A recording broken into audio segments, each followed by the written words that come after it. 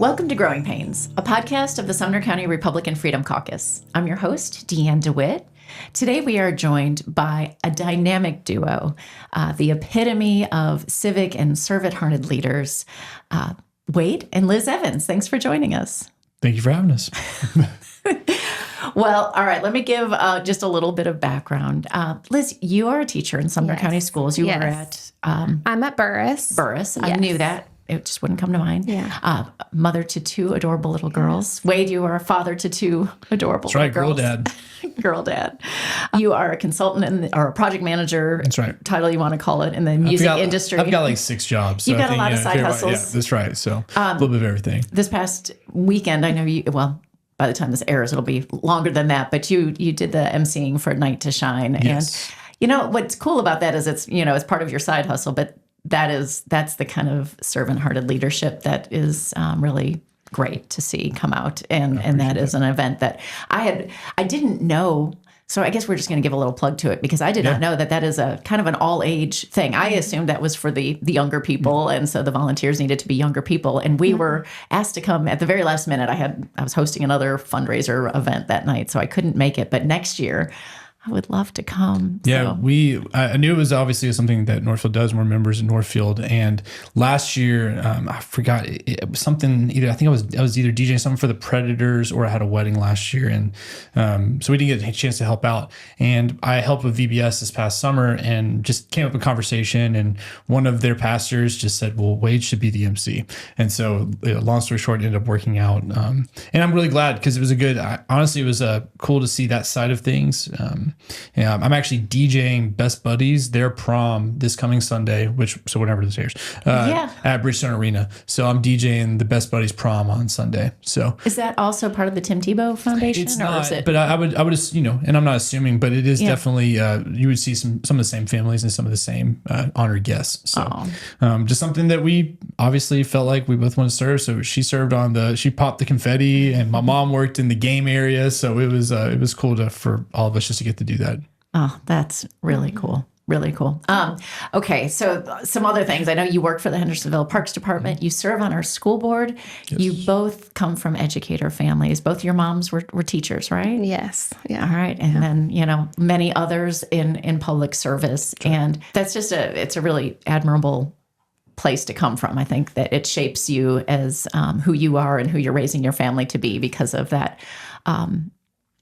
Just that continuous mission of service that has been part of your genetic predisposition. So I'm going to start with kind of a harsh conversation. I don't normally do this, but it's really irritated me since you went for school board in 2024. Opponents framed you as riding on the backs of taxpayers because of the kinds of roles that you have served and your family has served. So maybe listeners without all the facts or all the context might come to the same conclusion. So how did you handle that situation emotionally and strategically? From a personal perspective, I think what was probably the hardest part of not just running, but putting yourself out there, obviously you're putting yourself to the public, was there's no real way to connect to every single person that reads about you. So sometimes I think some of the frustration comes from the fact that might be the first thing that they read about me without ever getting to know me and know my heart.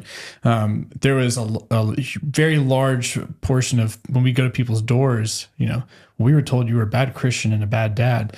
And personally, I feel like all this kind of connects together. So I'll get there. That just what didn't just set wrong with me. It was more of like, I think we're focusing on the wrong thing.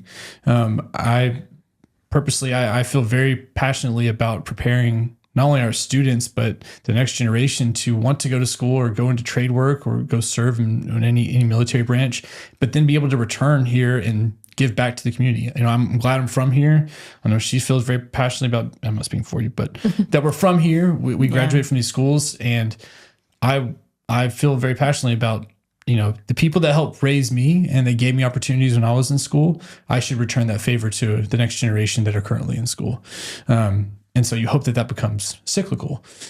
So it was really funny because obviously I served with the Parks Department out of respect for her father's position. I'd been not asked to run for anything, but we purposely didn't serve on certain boards or in certain positions because, again, with his position, we got to be, there's some, be careful to with what he does professionally as a And judge. your dad is Yes. Chancellor Yep, Chancellor Lewis Oliver. So, yes. And when the conversation happened, Sarah Andrews and I knew each other because of her kids' involvement with cross country. Oh. So Beach High School, they use the Parks Department or Saunders Ferry to host some of their cross country meets. So conversation just happened one day while we were both at one of the cross country meets about would I even consider it, because she wasn't thinking about doing it again. And so at first I thought no way she was going to go for it, or no way that, or Lewis would be like, hey, like, I don't think that's, just because of and so we happened to be we were about to go to Europe. We were going to go to London, and I was like, well, let me talk to them and kind of see. And obviously she was on board, Lewis was on board, and talked to the family, and obviously my parents, her parents, and everybody was a green light. So it was like, let's ride. So I think that what's tough about that is obviously, yes, it looks like I think that, again, we're focusing on the wrong thing. I don't think it's a problem that our families have been here and have served here. I don't see how that's a problem. I think that's, as a younger professional that chose to return to Hendersonville and raise my family here, I don't think that that's a bad thing. I just am thinking about the meme that was posted of us about the taxpayer dollars, and it was all of our heads on a picture, and it talked about how we're, using the taxpayers. That was I'm giggling about it now. But it wasn't funny at the time. It wasn't funny at the time, but it's funny looking back with the whole family picture. And it's funny looking back. It's absurd. I can't fathom how somebody would come to that conclusion. The whole thing was absurd. And I think that's what my dad's whole thing was. He was like, this is, he knows it's so much work running a campaign and getting out and door knocking. And he was just prepared, just get ready. But I think it was a lot more intense than even when he ran. And I knew there was a couple of things I was running against there, not just people, but obviously I'm a younger candidate.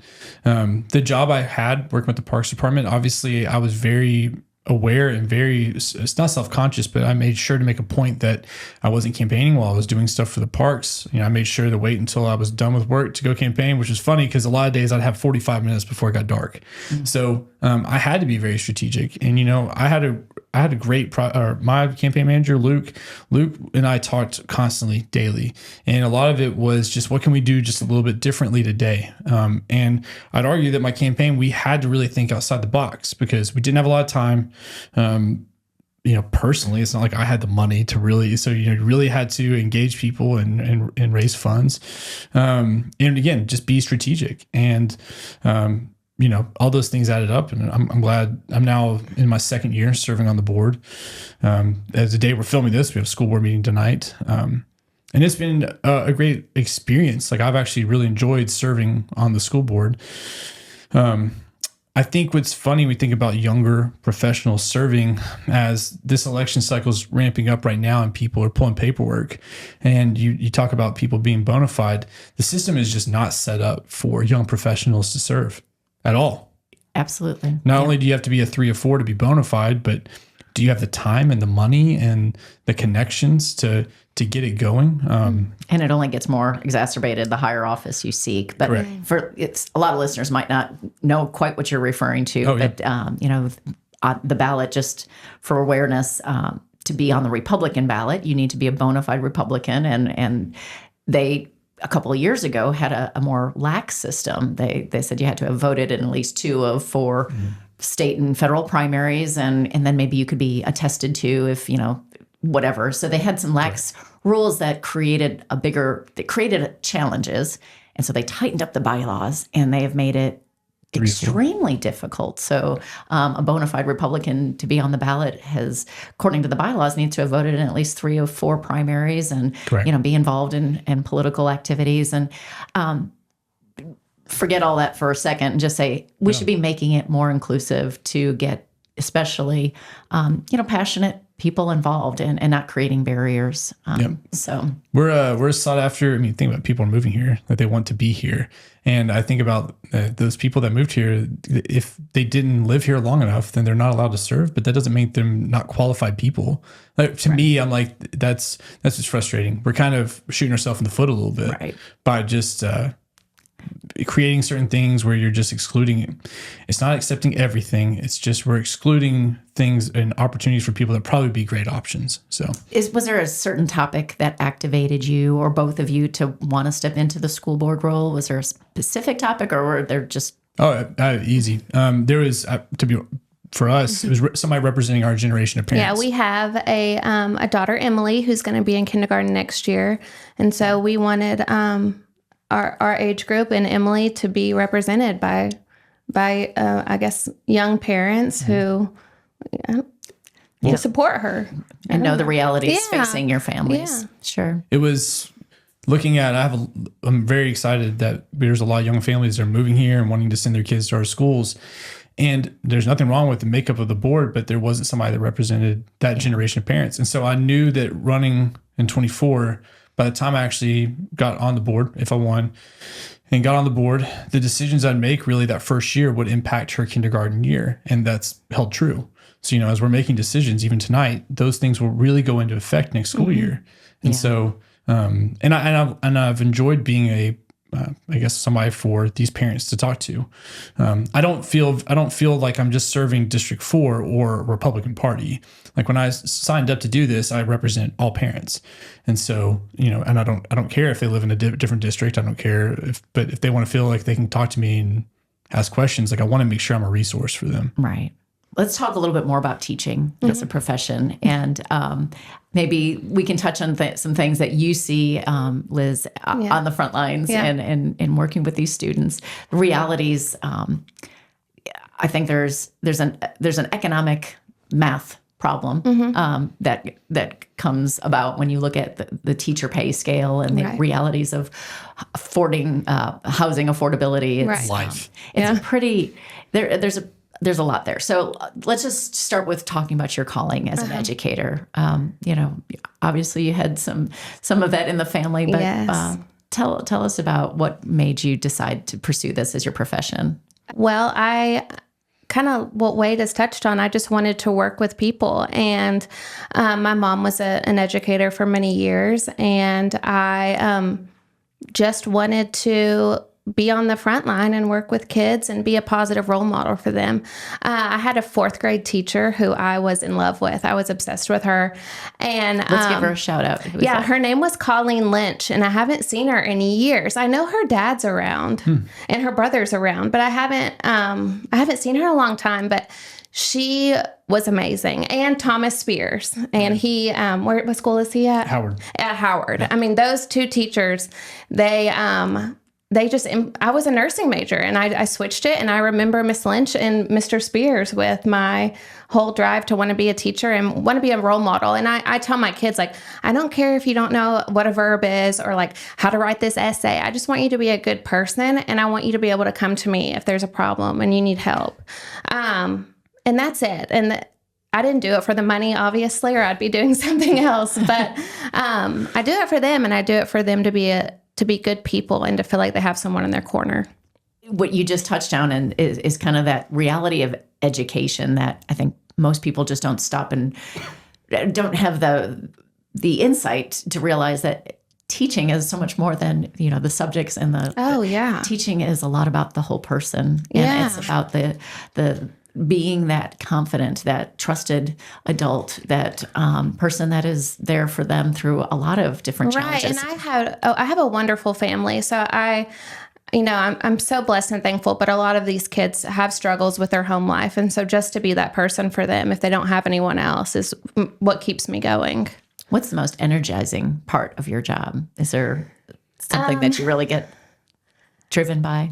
I'm driven by when I have taught them a difficult concept and their data shows that they know it and they got it from me. That's what I'm driven by on like a teacher data kind of standpoint. I like it when they come back and see me after it's been a few years and I see them more grown up.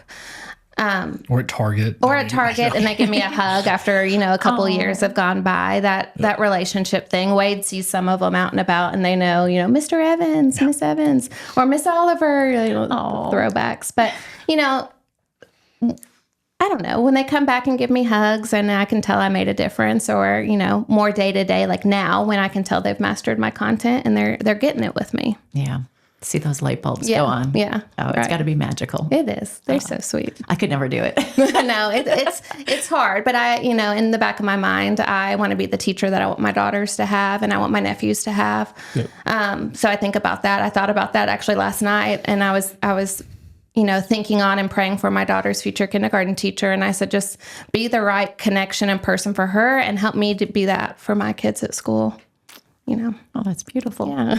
Oh my goodness. Okay, let me bring up another maybe tough topic, and we don't have to go too far, especially with you both having different sides of this equation. But let's talk about standardized testing. It's one of those things that gets, there's just a lot of debate and maybe a lot of misunderstanding. And talk about what you really wish for your students, and maybe relate that to what the goals are of annualized testing and how that. It has a role, like it or not. I do think it's necessary. It is stressful from a teacher's point of view to make sure that I get everything in, especially when we have snow days. And I was out for maternity leave, so I feel like I have an extra little bit of stress on me and catching up to do. But I do think it's necessary because I want them to be prepared for the next years. The kids are not the test. They're not going to show everything they know on a standardized test. They're more than that. But at the same time, it is necessary to see what skills they know for the following year. I kind of have a unique perspective. So I actually have an education degree. I was going to be a teacher, but I got the chance to go work for UTC for a couple of years, working with their campus rec department and athletics department. And when I was doing my practicum, and this comes to standardized testing, when I was doing my practicum, I had a class of 32 students, and I was doing PE, health, sex ed. And I had 32 students, and of the 32, they were represented 13 different gangs. And of those, and I had a whiteboard in my office where we had it charted out of who was in certain gang fights with each other, because you couldn't have them change in the locker room at the same time. You couldn't have them play against each other in certain sports because they would fight. And you think about standardized testing, there is no book that prepared me or talked about that. Nothing. Right. And we're not. So how can you standardize test that? Those students, there's so much more going on in their day-to-day life than that one test. And so a little bit of a uniquely different perspective. But then even my time at Vanderbilt, it's funny working I love Northside High School. That was the high school I helped out in Jackson, Tennessee. But then going to Vanderbilt, where, these are mostly all valedictorians, a lot of first generation students going to college. And it was funny running a student staff organization, where I saw the opposite end of testing. So while you had some that never cared, these kids, it was life or death to them. Literally, it was so uber stressful. And I remember so many times I would, when they would come to referee or just work an event at the rec center, and you just talk to them and be like, hey, just enjoy these 3 hours of you not feeling like that test tomorrow is going to happen. You're going to be okay. You're going to move forward.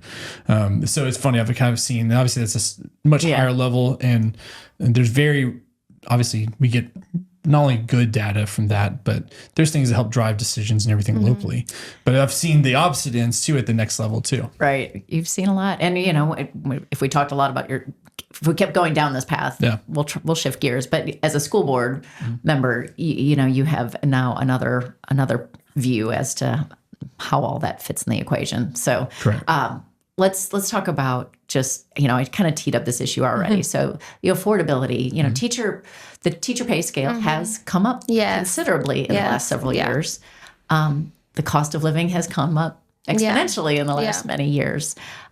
So what do you see as these pressures in our county? Is it unique to Sumner County? Is it, something that we could do better here, or is it something that, it's just affecting the profession all across the country? I think it's definitely affecting it. I have friends that are fabulous teachers that live in Hendersonville that teach in Metro because they pay more, and I wish that we could get them here.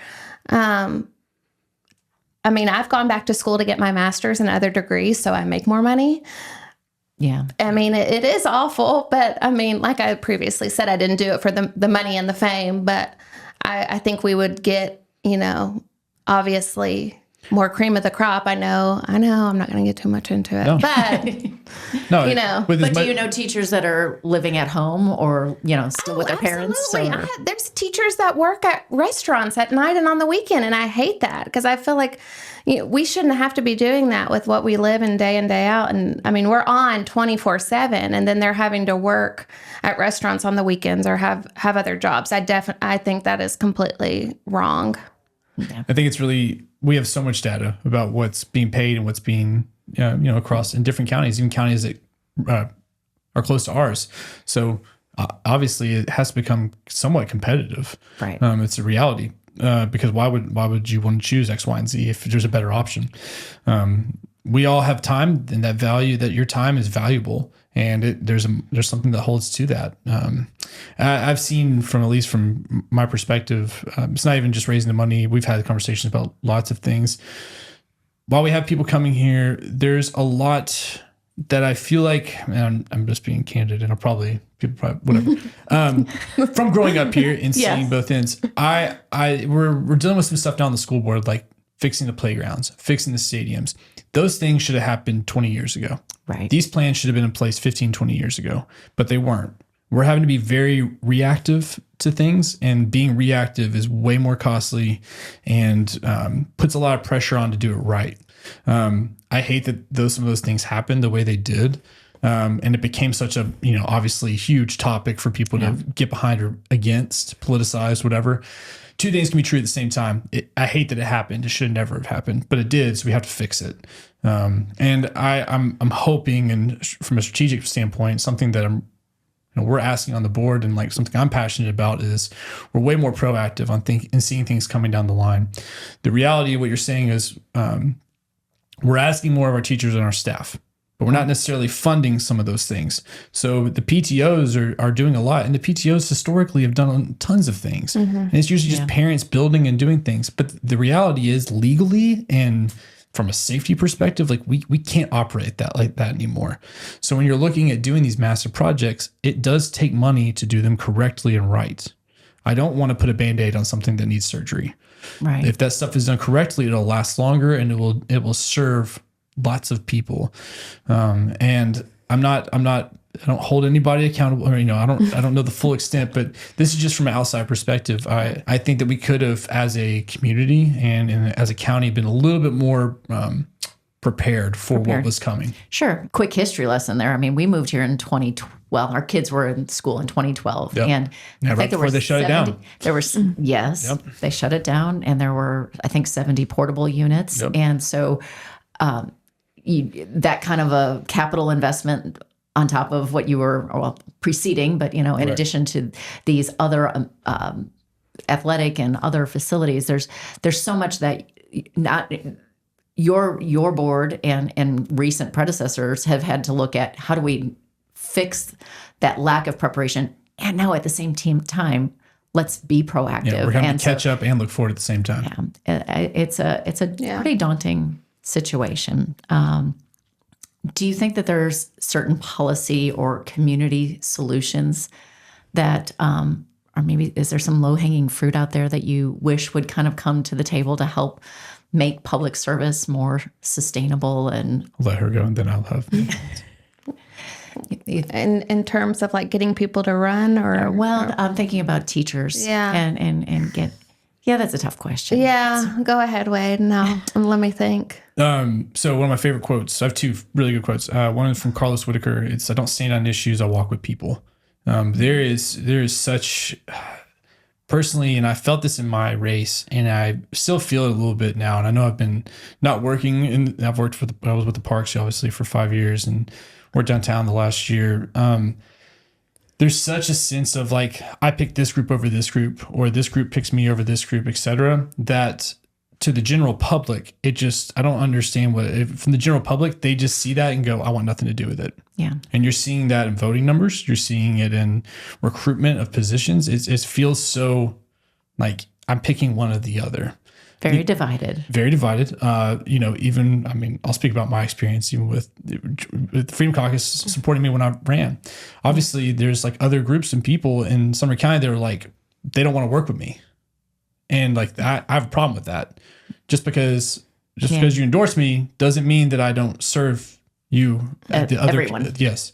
And I think that that's something that from an adult perspective, we can do a little bit better job of just sitting down at the table. Because I really feel like once you sit down like this and you break bread, there's a lot more common ground. Yeah. And that's not me speaking poorly of anything that's going on. That's just a real thing that I see because we have friends that see it. I also think that the teacher world and the public school world has turned political, and we've seen that with some of our friends who are, homeschooling or co-oping and it kind of surprises us because we've never been anything but, we want to make the decisions and what our child is, exposed to, and we want to, have a call on that, but we're shocked when people don't want to send their kid to public school when it turns political. I trust the experts. And I trust Scott Langford wholeheartedly with my child. You know what I mean? But, and all the principals, I love them all. So we've seen that kind of turn political too recently. And we're just like, but it's not, Right. I don't think these people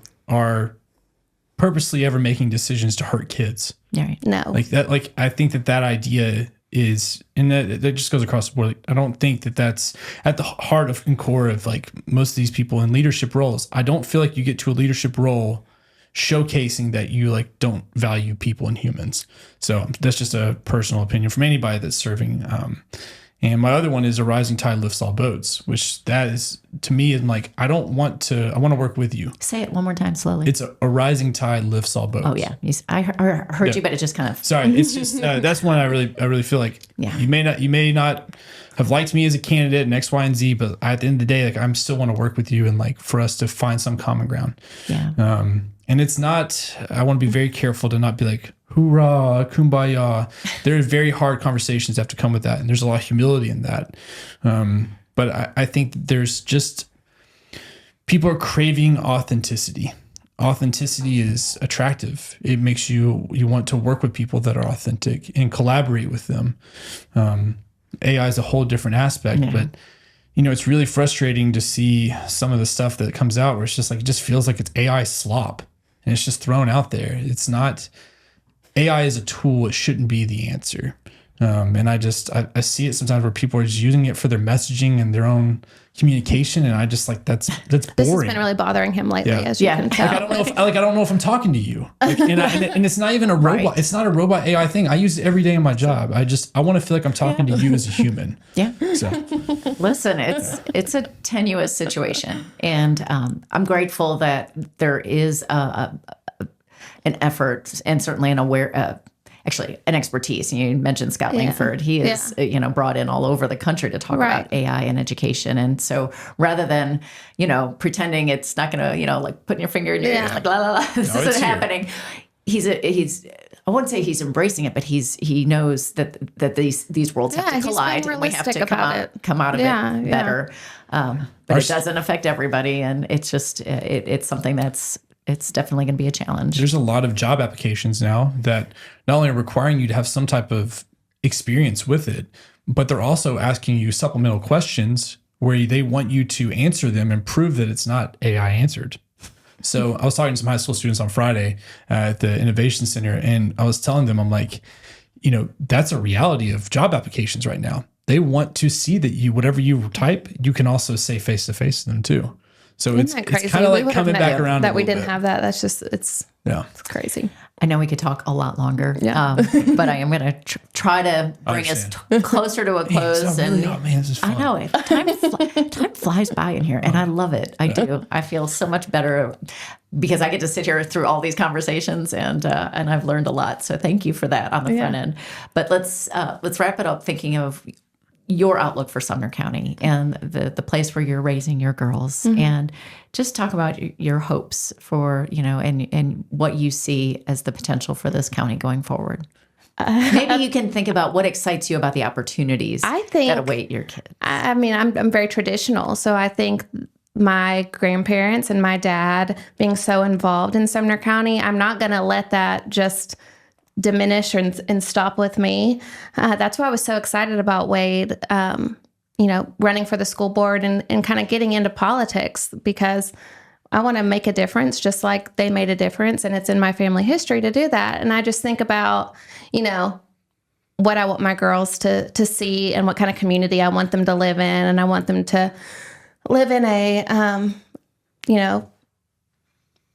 good place, grow up in a good place. I want to say traditional type of upbringing, like we were raised in. And so I think that's kind of what drives. And that's achievable in the balance of everything. I think so. I think it is achievable. And I think that we do I think we do a good job about, we want to raise them conservatively and traditionally. And I think we've done a good job of stepping out and kind of trying to get other people to start doing that too, that are in our age bracket. Two things can be true at the same time. Like, we can acknowledge the legacy of what Hendersonville and Sumner County has been, with also recognizing the fact that it is rapidly changing.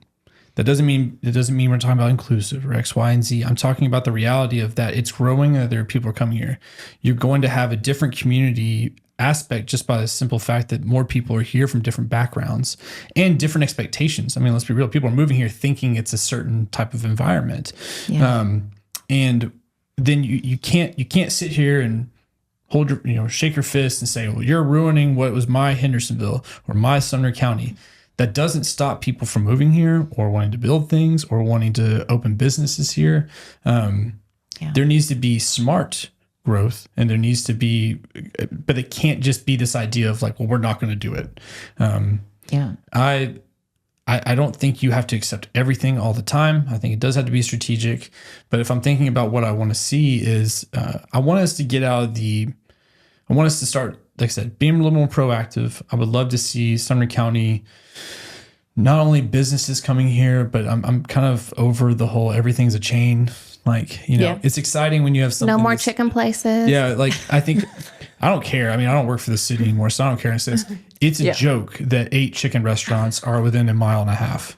That's poor. I mean, I'm just what are you from? And I worked at that Zaxby's, so I love that Zaxby's. I worked there the day it opened when I was 16. Oh my gosh, I used to go there every Wednesday before youth group with my kids. That was a bad era, by the way. I loved it, but it was bad. And I'm worried about it legitimately, because you're going to put it in and out there.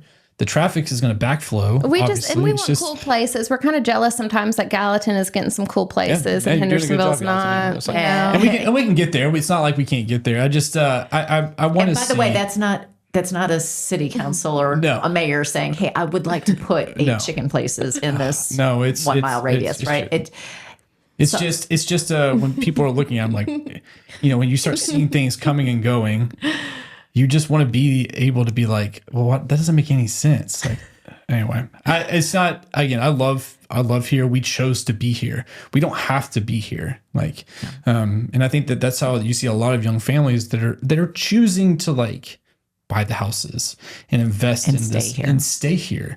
We live in a neighborhood full of a lot of young people. We just got to now. We just have to hope now that they want to send their kids to Sumner County schools. That's what I'm. Stay here. Yeah. Yeah. So it's worth it. Yep. Well, thank you. This conversation's been a lot of fun. Yeah. Oh, yeah. Appreciate your time and your expertise. Good luck in your school board meeting tonight. Thank you. Or whenever you're watching. Thanks. Appreciate it.